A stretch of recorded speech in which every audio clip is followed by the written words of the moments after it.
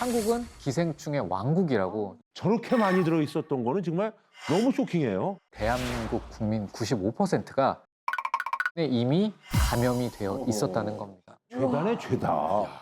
의약품도 부족해서 치료받지 못하고 방치된 사람들이 아주 넘쳐났던 거예요. 그러니까 계속 악순환이 계속 이렇게. 예. 심지어 어린아이들도 나요 휘발유를 마시곤 했대요. 그러면 무조건 죽는 거였어. 얼마나 사람들을 아래로 봤겠어요. 취했겠어요. 네.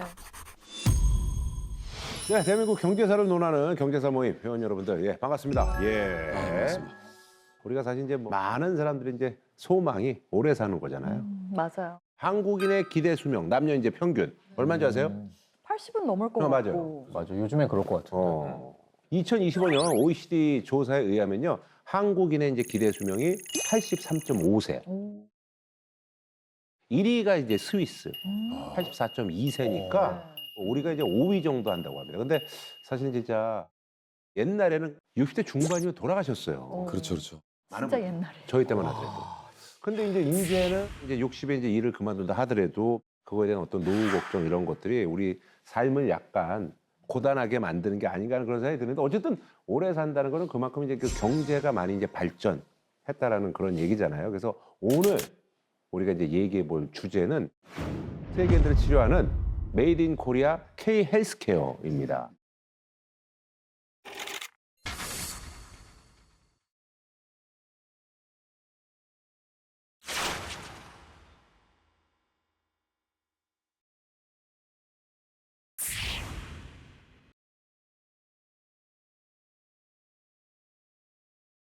백세 시대. 세계 시장에서 보폭을 넓히고 있는데요. 의료와 제약 부문에서도 앞서 있습니다.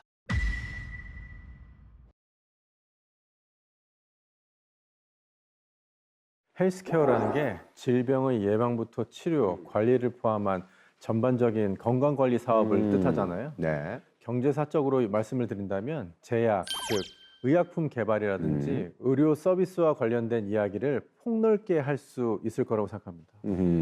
회원님들은 아플 때 한국에 살아서 다행이다라고 생각한 적 없으세요? 왜? 진짜 많죠, 많죠. 아, 우리 좋잖아, 그래 뭐. 그럼요. 저는 이 뉴스 보고 진짜 깜짝 놀랐어요. 미국의 개인들의 파산하는 원인 1위 뭔지 아세요? 건강 문제. 아프면은 개인이 파산하는 거예요.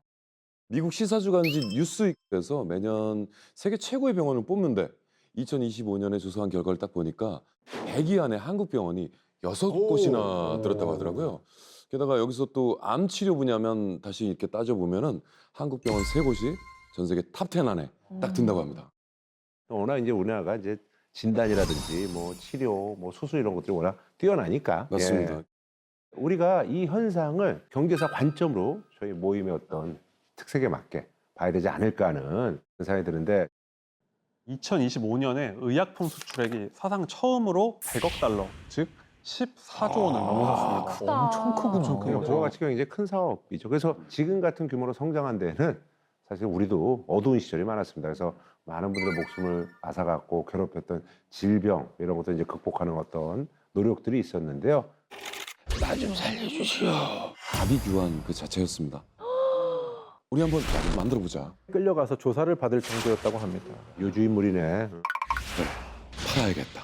개인이 아니 뭐 일본에 해주냐고. 위인이죠, 맞습니다. 위인. 예. 제가 오늘 들려드릴 이야기는 대한민국의 제약 산업의 씨앗을 뿌린 개척자들의 이야기인데요. 대한제국 시기였던 1908년 8월 한반도 역사상 최초로 발명과 상표, 저작권을 관리하는 특허국이 어허. 새롭게 신설이 됐습니다. 지금의 특허청이죠. 그러네. 그렇다면 이 특허청에 등록된 상품들 중 한국에서 가장 오랜 역사를 갖고 있는 상품은 과연 뭘까요? 오랜 역사. 오랜 역사? 그러니까 우리가 이제 오늘 제약이잖아. 그러니까 뭐 이제 뭐 그런 거겠지 뭐. 어떻게 무슨 뭐 저기 동동구리 뭐 이런 거 아닐 거 아니야. 네. 제약이니까. 뭐죠? 궁금한데. 정답은 바로 이겁니다. 아하.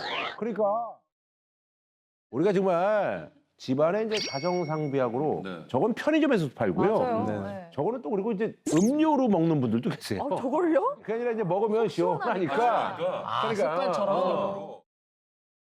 한자로 제가 풀이해 보면 생명을 살리는 물이란 뜻의 이 약. 이름 좋다.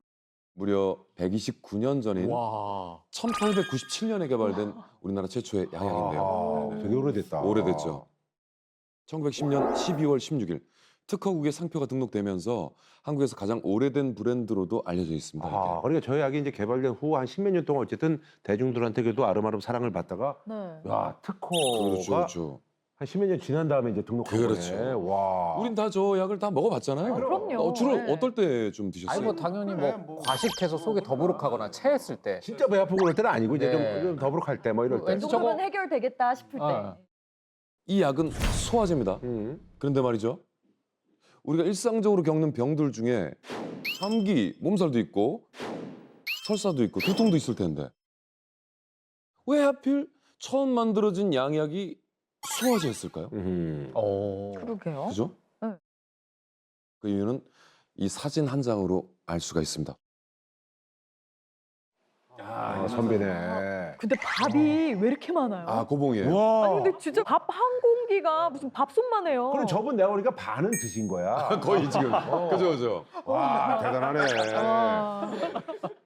조선을 방문했던 여행가들의 기록을 보면 재미있는 게 참 많습니다. 음. 프랑스에서 온 천주교 사제 성 안토니오 다블리 주교는요. 조선인들의 일반적인 식사량은 쌀밥 1리터로 뻥이야. 말도 안 되는 얘기야. 너무 심하다 이건. 아 저거 약간 과장. 우롱했네. 약간 좀 이렇게 좀 이제 문화적으로 우리가 네, 조금 네. 떨어진다고 생각하니까 그렇게 본 것도 좀 있고. 밥을 많이 먹긴 먹었나 봐요, 진짜. 응. 어느 노예는 식욕이 없다고 하면서 5사발을 비우기도 했다고 합니다. 이 조선인들의 대식, 아니 폭식 습관을 좀 변명을 하자면 그땐 이 찬장이나 좀 식량 창고가 없어서 음식 보관이 어려웠어요. 게다가 그날엔 먹을 게 풍족하지 않았잖아요. 맞아요. 그래서 뭐 음식을 남기지 않기 위해서 먹을 수 있을 때 최대한 많이 먹으려고 했던 거죠. 그렇다 보니까 1885년 세워진 최초의 서양 집병원 제중원은 항상 이런 환자들로 붐볐습니다.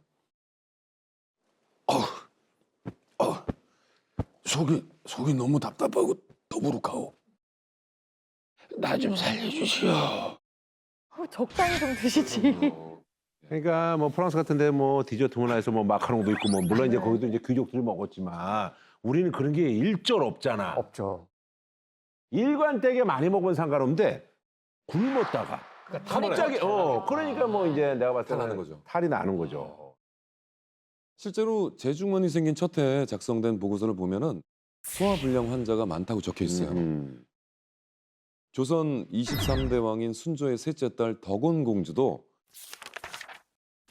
사망 원인이 급체였을 아유, 야야야. 정도니까 소화불량이 가장 큰 고통이었던 거죠. 그 정도로 소화불량이 흔했으면 양약이 들어오기 전에 한국식 치료법이 발달하지 않았을까요? 네, 맞습니다. 탕약이나 환, 침 같은 치료법이 있었는데 탕약의 경우 오랜 시간 달여야 해서 굉장히 번거로웠고요. 약값이나 치료비가 비싸서 백성들은 쉽게 접근하기도 어려웠다고 합니다. 그래서 다들 바늘로 손을 따거나 매실가루를 물에 타 먹기도 했지만 한계가 있었던 것 같습니다. 그래요. 아 나도 어렸을 때 많이 체했거든요. 어. 그래서 손을 진짜 많이 땄어요. 손을 그래서 여기다 따고 발가락도 따고 발가락도 맞아. 나중에 이제 머리도 따고 막 이러는데 너무 아플 것 같아. 아프죠. 네. 이러한 때 고통스러워하는 백성들을 유심히 보던 사람이 있었습니다. 바로 고종의 궁중 선정관이었던 민병호 선생이죠. 민병호 선생은 원래부터 의학에 관심이 많았고 왕의 측근이었던 덕분에 궁중의 비밀 처방법을 많이 알고 있었는데요. 게다가 고종의 주치의이자 제중원을 세우는데 큰 역할을 한 알렌 선교사와도 친분이 있어서 양의학에 관한 지식도 있었습니다. 그러면서 생각을 한 거죠. 한약은 효능이 좋고 양약은 복용이 편하면서 약효가 빠르다. 이 두 가지 약의 장점을 모아서 약을 만들면 백성들의 고통을 덜어줄 수 있지 않을까. 생각이 좋네요. 다시 말해 한약재를 서양의 약품 제조 기술로 정제해서 약을 만들기로 한 거예요. 그래서 민병헌 선생은 위장약 계통 한약재인 현오색, 창출, 진피 등을 알코올에 녹여 만든 추출물에 인도에서 수입해온 소화약재, 아선약과 정향가루, 박하를 배합해서 1897년 생명을 살리는 물인 활명 만드는 데 성공을 합니다. 아, 진짜 와. 이 한국 최초의 양약 소화제는 병에 든 원액을 물에 희석해서 마시는 방식이었는데 네. 약을 먹자마자 바로 약효가 나타나서 백성들의 아주 큰 사랑을 받았다고 합니다.